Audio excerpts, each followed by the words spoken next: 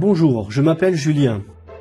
Sur ce podcast, je vais vous raconter des histoires de chiens, des histoires de vie, des histoires drôles, des histoires attendrissantes ou parfois terrifiantes. Des interviews de propriétaires, d'éducateurs canins ou de professionnels. Enfin, tout ce qui tourne autour de cet animal qu'on voit partout mais que beaucoup connaissent si peu. Bienvenue dans Histoire de chiens.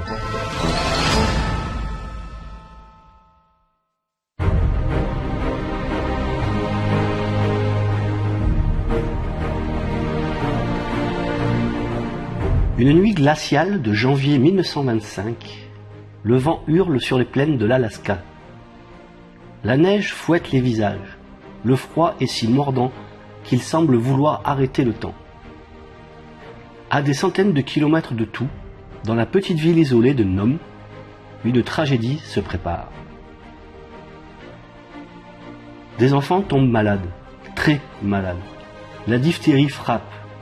Un fléau invisible et mortel. En quelques heures, la rumeur devient certitude. Une épidémie est en train de naître, et si rien n'est fait, des dizaines d'enfants mourront. Mais le seul sérum disponible se trouve à plus de 1000 km, à Anchorage. L'avion ? Impossible. Les moteurs gèlent à ces températures. La mer ? Pris dans les glaces. Il ne reste qu'une solution. Une folie, disent certains.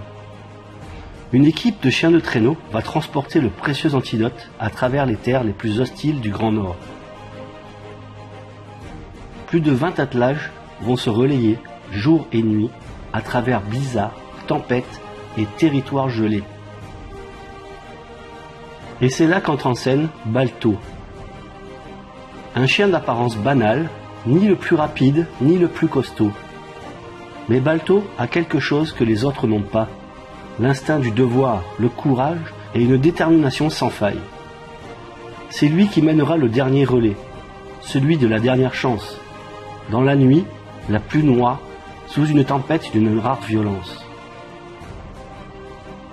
Avec ses pattes gelées, la neige qui lui pique les yeux, Balto avance, inlassablement. Il trouve la route, alors que même les hommes n'y voient plus rien. Et au matin, contre toute attente, il arrive. Il entre dans Nome, le harnais tendu, les muscles tremblants mais debout. Le sérum est sauvé, les enfants sont sauvés. Balto est acclamé comme un héros. Mais ce que peu savent, c'est qu'il n'a pas agi pour la gloire. Il l'a fait parce que c'était son rôle, sa mission, sa promesse silencieuse à l'homme. Balto n'était qu'un chien, mais cette nuit-là, il est devenu une légende.